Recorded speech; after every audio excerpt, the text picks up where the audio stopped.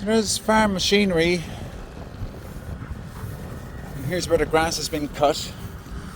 So the grass is all in these little flat bits. And then this machine comes along and it takes 23 feet of flat bits and turns it into one row of fat bit.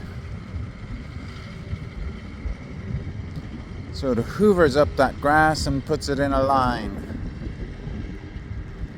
And that's essentially like data harvesting. It's a simplistic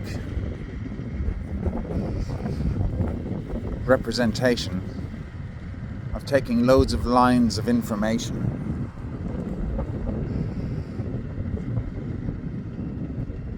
and funneling them in a data stream. It's what biological bodies do with a mind, a super ego, to take the five senses, which are five separate beings, five separate energy streams, five separate types of sensors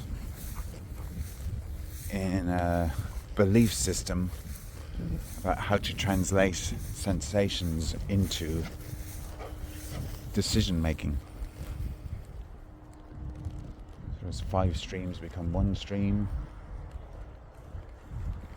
as a simple metaphor. Shadow, you can recognize your name, can't you?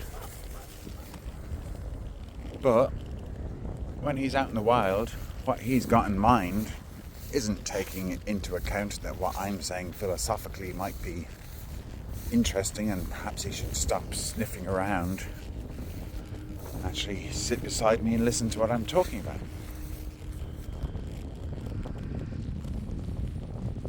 So it takes certain pitch and tone and emotion in a voice to make the dog snap out of the mammalian hunter part of mind he's in right now and know that there's a danger present that makes me want to say, "Oi, give me your full attention right now,"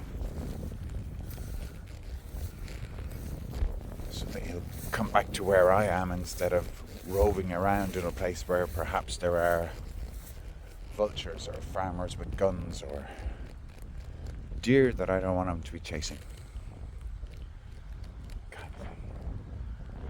The shadow doesn't have to stop and think about it when he wants to dump his food out his rear end. So that just shows that the body knows, and that our animal bodies have got their whole realm of thinking going on. And we supposed humans supposedly use the word conscious to say that we're different from the dog, that we're thinking about thinking. And I question that. Which eye of all the many eyes is anyone listening to at any stage with a third observer? Every time you can imagine an observer outside of the I am grows huger. So I am the observer observing what the observer was observing. The I am is in the moment, observing the observer observing time. Roughly speaking, that's the idea of individual gods.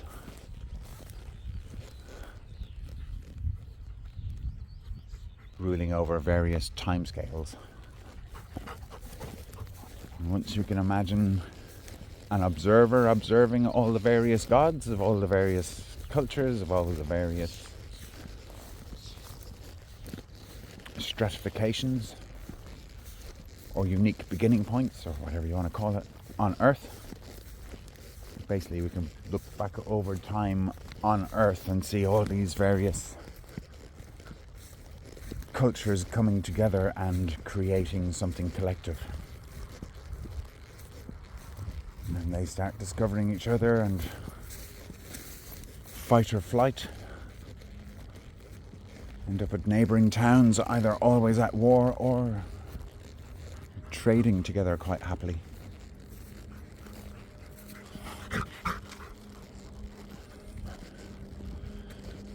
Eventually all those counties become a country. A country can be a nation. I think you can have various nations inside in one country.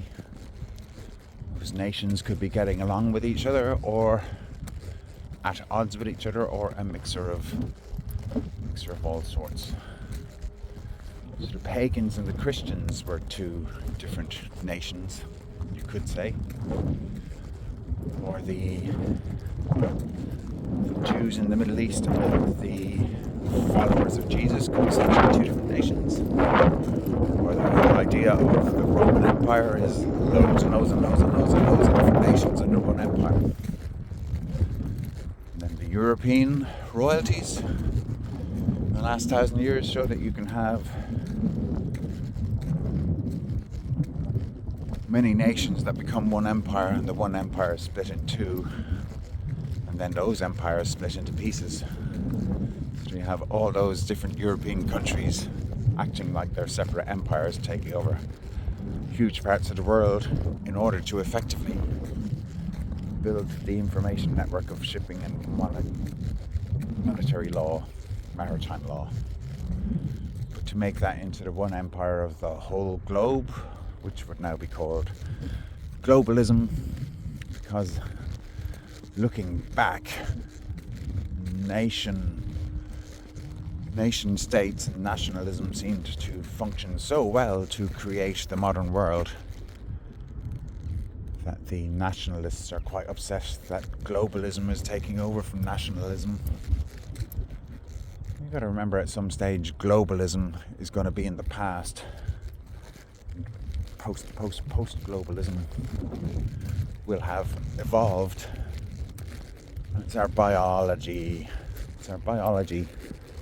and the super consciousness that exists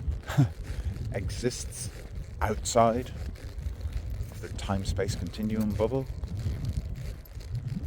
It's not really so much that any one human is in charge of any empire. It's not so much that any one human is even in charge of their own thoughts, feelings, or actions. So the collective of a belief system organized as a organization of a one world government of globalism melded with an artificial intelligence, so human artificial intelligence combined with the mother's art of intelligence combined with Godlight's innate form of intelligence is creating our future. And who is the separate cells within a physical body to be protesting against where the overall mind has the will to move? So yeah, difficult to even suggest to everyone else in the world that what I've been doing since 2019 especially is how to see the whole world as whole instead of being apart from the whole, freaking out that the whole will never be whole because all the parts are under control of some parts, and that those some parts will never recognize the observer who put the parts together. It's a very philosophical proposition indeed. So accidentally obscured the camera for whatever amount of time there.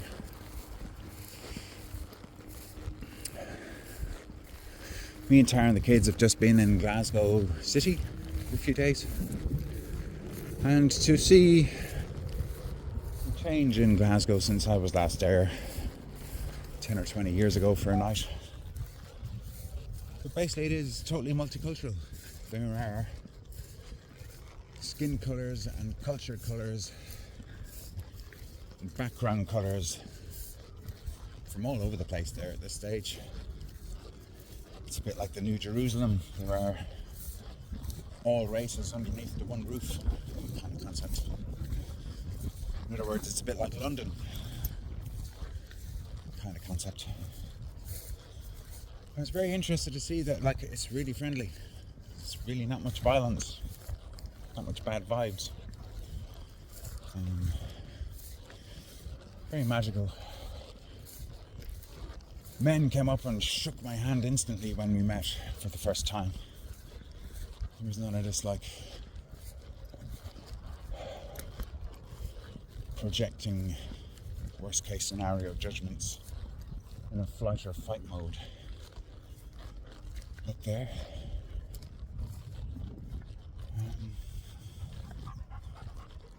There were lots of different things to do. I was remembering that time I'd been there before and arrived on a train too late to be able to go anywhere else, and had arrived following intuition. I'd arrived and therefore spent the night out in the streets with the street people. I love street people. And the street people are still there. This journey. They look a lot happier. It's fucking fascinating to see how happy street people were being. Like, we all still recognise each other, and generally speaking, things are way better now than they were in the 80s or 90s. In terms of how we're feeling about ourselves as a down-pressed, suppressed, lowest classes of indigenous, pre-Gaelic people, often. Because the street people are the very ones who just do not buy into the belief in property.